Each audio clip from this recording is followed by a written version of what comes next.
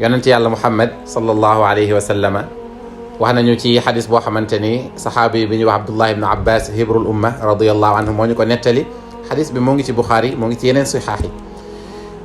soxnaay saxaabi bi ñuy wax Thabit ibnu Qays radiyallahu anhuma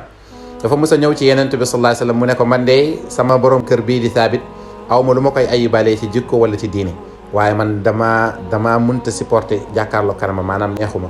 te bëgguma weddi yàlla ginnaaw lislaam maanaam bëgguma def lu naqari yàlla. loolu liñ ciy déggee mooy que ne kooku sàkku na ci moom pour mu fase ko mu bañ mu ñëw ci yenent bi sallallahu alayhi wa sallam ne ko est ce que da nga koy delloo la mu la canee woon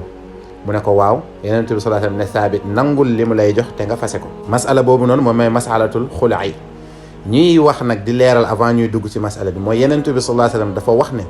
bépp jigéen boo xamante ne sàkku na xulu mooy sàkku na summeeku ci borom këram ci loo xamante ne du wut àtteeg sharia maanaam du wut ci jikko la ko bañee wala ci diine wala xolam moo ko nangootul mu ne dafay ànd ak rëbb ak yàlla ak yenentam ak malaaka yi ak képp ku baax. waaye nag sharia buggul xatal jigéen bi ci biir néegu sëyam ba nga xamante ne lu mu métti du am refuge moo tax mu daganal ci moom lu ñu tuddee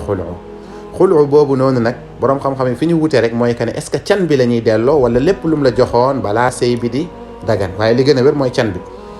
boo ko delloowee itam borom kër gi amul droit refuser comme li Yonent bi sallallahu alayhi wa sallam wax Saabit mooy nangul li mu lay jox ndax fase yàlla daf kaa teg ci loxo góor xataa sa borom kër bu fekkoon ne daf laa du mooy wan la ginnaaw yaag sa njaboot toog lu ëpp 5 ans 10 ans toppatoowu la lijjantiwu la fii ak waxul ne fase naa ko sëy bi moo ngi foofu noonu ba léegi nag pour ñu bañ a xatal soxna si ba du dundati yàlla ubbil ko bunt bu ñuy tuddee alxulu mooy jigéen am na droit wu summeeku jël can bi nga xamante ni moom la ko borom këram joxoon mu delloo ko pour génn ci sëy boobu noonu.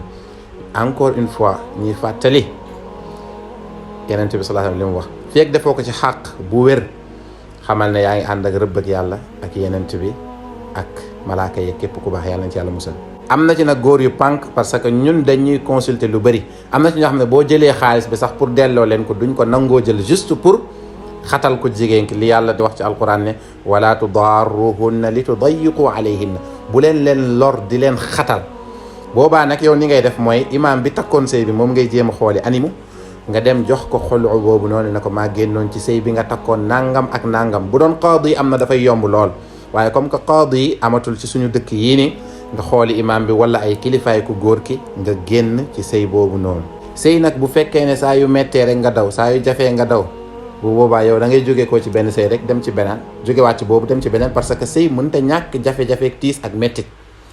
li nga xamante ni charia tegu la ko muñ loowu la ko mooy naqar loo xamante ni nit ki volontairement moo la koy teg deful benn effort waaye ay ndogal yu mel noonu loolu dañ koy muñ ci biir sëy. yàlla na yàlla defal tawfiq ñi nga xamante ne am nañ ay partenaire ci sëy yàlla bennale leen dëppale seen wërsëg may leen njaboot gu barkeel ñi ko amagul itam yàlla may leen ñu baax ñu ñuy àndal ci jaamu yàlla ak mbégte yàlla na mel diggante Yonent bi ak Khadija yàlla na mel diggante Yonent bi ak Aïcha ba njaboot gu barkeel génn foofu bi jaahi rasulillahi inda allah